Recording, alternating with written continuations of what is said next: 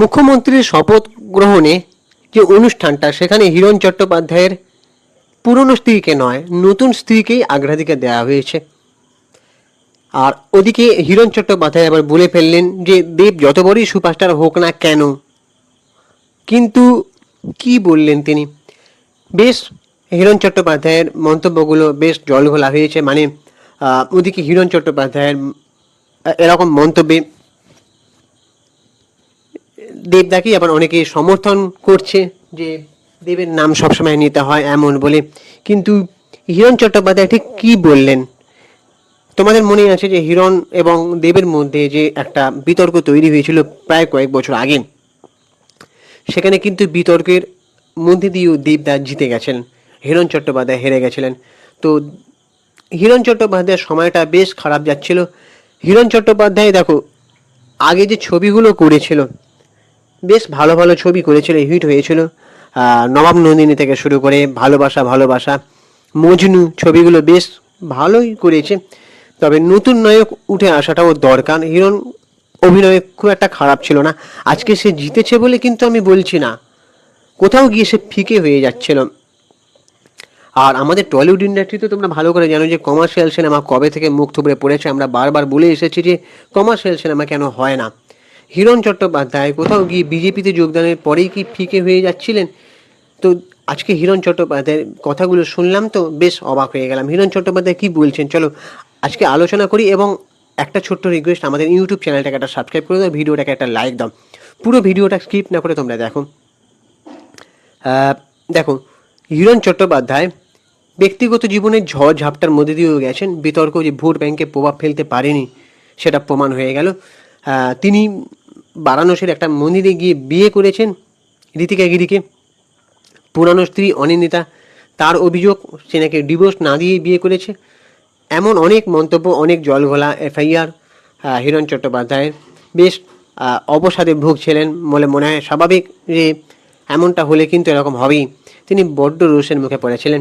তো এই যে সোমবার শ্যামপুরে পদ্ম ফুটিয়ে সে কথা বুঝিয়ে দিয়েছেন হিরণ চট্টোপাধ্যায় যে জেতা আসন খড়গপুর কেন্দ্র হাতছাড়া হলেও 26-এর নির্বাচনী ফল প্রকাশের দিন মামার বাড়ির পিচ থেকে ঝকঝকে মার্কশিট হাতে নিয়ে বেরোনো হিরণ চট্টোপাধ্যায়। আর বঙ্গে গৈরিক সূর্যোদয় হতেই লাইট ক্যামেরা অ্যাকশনের দুনিয়া থেকে দীর্ঘকাল দূরে থাকা হিরণ চট্টোপাধ্যায়ের কাছে অনেকেই মানে যোগাযোগ করেছে, মেসেজ করেছে, যা যেসব ডিরেক্টররা, যেসব কলাকুশলীরা হিরণকে নাকি পাতা দিত না, তারা নাকি মেসেজ করেছে, কংগ্রেচুলেশন করছে, আবার নাকি কাজে ফিরতে চায় তার সঙ্গে, এমনটাই হিরণ চট্টোপাধ্যায় জানাচ্ছেন।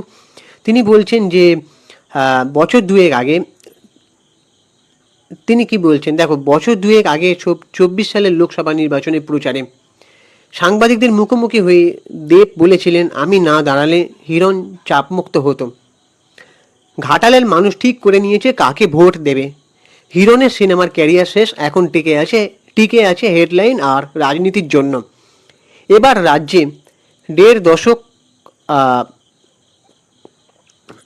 তৃণমূল শাসনের অবসান ঘটিয়ে গেরুয়া শিবিরের পদ্ম ফুটতেই বছর দুয়েক আগের অপমানের বদলা নিলেন হিরণ চট্টোপাধ্যায়। শ্যামপুরের বিধায়কের কি মন্তব্য, তিনি বলছেন যে দেব বলেছিল ফিল্মি ক্যারিয়ার শেষ, ঘাটালে হেরে যাওয়ার পর হিরণের রাজনৈতিক ক্যারিয়ারটাও শেষ হয়ে যাবে। যে আমার ক্যারিয়ার শেষ করার প্রার্থনা করেছিল, কিন্তু বাংলার মানুষ আমাকে আবার আশীর্বাদ দিয়ে ফিরিয়ে এনেছে। তারা দেখিয়ে দিয়েছে দেবের থেকেও শক্তিশালী বাংলার জনতা জনার্দন, যারা আমাকে শ্যামপুর থেকে বিপুল ভোটে জিতিয়ে আমার রাজনৈতিক ক্যারিয়ারটাকেই এই জায়গায় এনে দাঁড় করিয়েছে। আমি সবসময় বলি ব্যক্তির থেকে মানুষ বড়। দেব যত বড়ই সুপারস্টার হোক না কেন, দেবের থেকে পশ্চিমবঙ্গের মানুষের শক্তি অনেক অনেক বেশি। সেটা মানুষ 2026 সালে নির্বাচনে প্রমাণ করে দিল। তো এখানেও থামেননি তিনি। হিরণের আক্ষেপ, 20 সালে বিজেপিতে যোগদানের পর থেকেই নাকি ইন্ডাস্ট্রিতে কোনো পরিচালক প্রযোজক তো দূরস্থ, কাজ করা তো দূরস্থ, তার খোঁজ খবরও নেয়নি যে হিরণ তুমি কেমন আছো। এমনটাই বিষাদের সুরে তিনি বললেন। তবে 26-এর পালা বদলে তার পরিবর্তন এসেছে। হিরণ বলছেন যে প্রযোজক পরিচালকরা গত 5 বছর আমার কোনো খবর নেননি। সহশিল্পীরা যারা শুধুমাত্র তৃণমূল কংগ্রেসের হয়ে জয়গান গাইতেন, জেতার সঙ্গে সঙ্গে তারাই শুভেচ্ছা জানিয়েছেন আমাকে। তারা ফোন করে মেসেজ করে জানিয়েছেন আমরা আসতে চাই, তোমার সঙ্গে নতুন করে কাজ করতে চাই। তাদের সবাইকে ধন্যবাদ জানাবো, ভালো থাকবেন। তো শনিবার ব্রিগেডে নতুন সরকারের শপথ গ্রহণ অনুষ্ঠানে হাজির হয়েছিলেন হিরণ চট্টোপাধ্যায়। তবে উল্লেখ্য, বিজেপি নেতা অভিনেতার মনোনয়নপত্রে স্ত্রী হিসাবে অনিন্দিতা চট্টোপাধ্যায়ের নাম থাকলেও শপথ গ্রহণে ডাক পাননি তিনি, বরং অগ্রাধিকার দেওয়া হয়েছে নতুন স্ত্রী ঋতিকা গিরিকে, এমনটাই খবর। এদিন সকালে ব্রিগেডের অনুষ্ঠানের উদ্দেশ্যে রওনা হওয়ার সময় গাড়িতে বসে আমন্ত্রণের হাতে ছবি পোস্ট করেছিলেন। এই যে এখন যেমন দেখো ঋতিকা গিরি ছবিটা পোস্ট করেছে, ভিআইপি যে আমন্ত্রণ পত্র তার ছবিটা পোস্ট করেছে। তবে আমি চাইব হিরণ জিতেছে, অবশ্যই তাকে অভিনন্দন জানাই।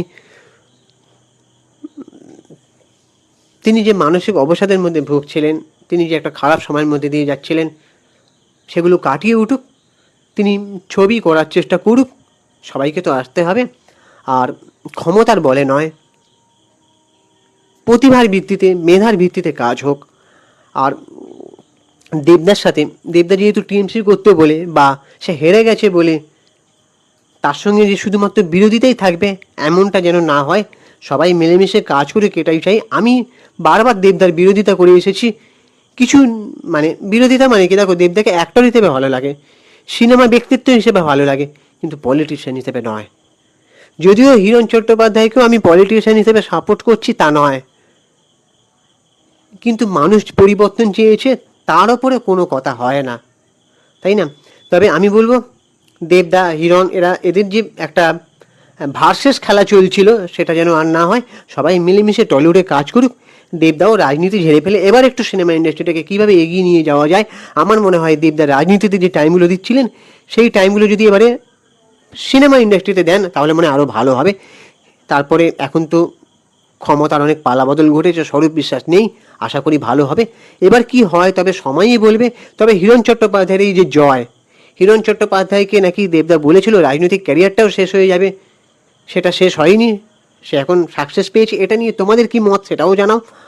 আর হিরণ কি সিনেমায় ফিরুক সেটা কি তোমরা চাও? অবশ্যই কমেন্ট করে জানাও। আমাদের ইউটিউব চ্যানেলটাকে সাবস্ক্রাইব করে দাও, ভিডিওটাকে একটা লাইক দাও। আমি ইনস্টাগ্রামে রয়েছি সুপ্রিয় পৌশালী সিনেমেডিয়া, অথবা চিঙ্কে বাবু 253 ওখানে গিয়ে ফলো করে দাও। চলো টাটা, দেখা হচ্ছে পরের ভিডিওতে। ভালো থেকো সবাই, জয় হিন্দ।